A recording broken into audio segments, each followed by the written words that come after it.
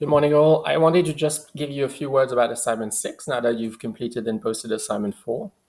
You obviously have the directives, but the voiceover helps as well. So from this point till the end of the course, you are now working in a format that's very personalized and really adheres to personalized learning sort of format, where you're working on your case study and the analysis of your case study, working towards a sort of major term paper. The element of your analysis are going to have to draw from the readings and from the discussions that are happening in all the different units.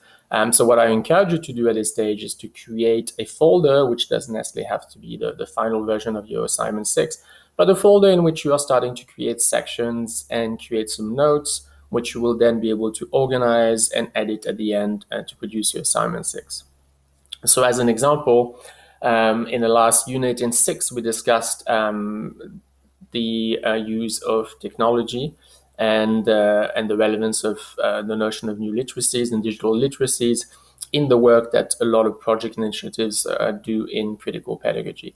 So this could be a lens that you apply to your own projects and look at whether indeed there's a connections with new literacies. You could look at the use of technology. You can draw on some of those discussions and some of those resources from that unit to have a section in your own paper looking at the impact and the extent to which new literacies and technology come into the work that's been done to find particularly voice, identity, etc.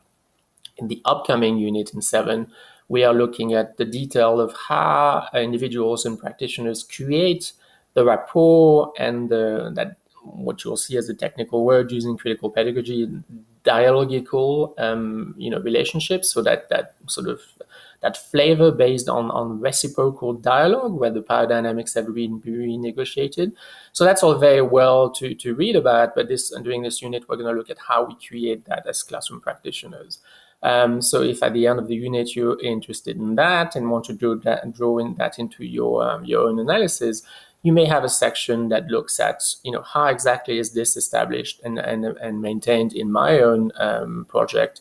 How did they achieve this? Or maybe a critical review, and this isn't achieved, this isn't discussed. So there's obviously an element missing here in terms of guiding practitioners with regards to hands-on implementation of that project, and so on and so forth in the next unit. And also you can go back.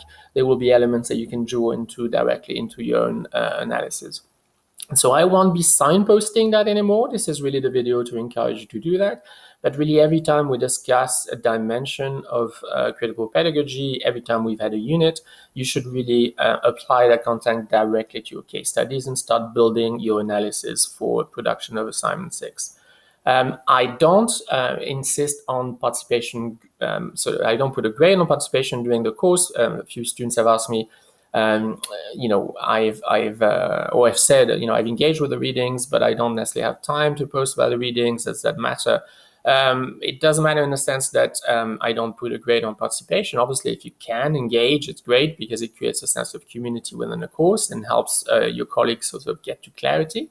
But the place where I really see it is in assignment 6. So assignment 6 isn't a job that can be rushed overnight.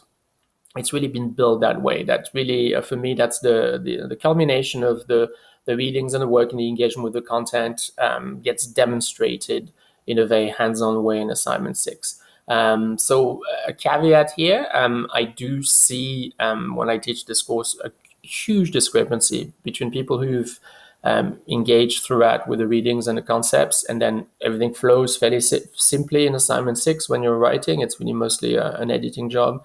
And then do see students who may not have engaged as much as they should have with readings and the content during the course. And then assignment 6 becomes very rushed, very difficult, remains very shallow. It's very difficult to really build that reflection overnight or even within the space of units. So really, this is again an encouragement to start thinking of assignment 6. You don't have milestones here, you don't have anything to submit, but really every week now you should be starting to think about a section, a paragraph, an idea, and starting to see what's going to be in that assignment 6 and what you want to draw from the readings and from the discussions each week into your own analysis. I hope you enjoyed it. It's usually a very enjoyable part of the course because it is highly personalized. And it will lead you to unique analysis on unique projects. And then you'll be able to have these 25 examples of what critical pedagogy might look like in the field through the eyes and the analysis of one of your peers. Okay, speak soon.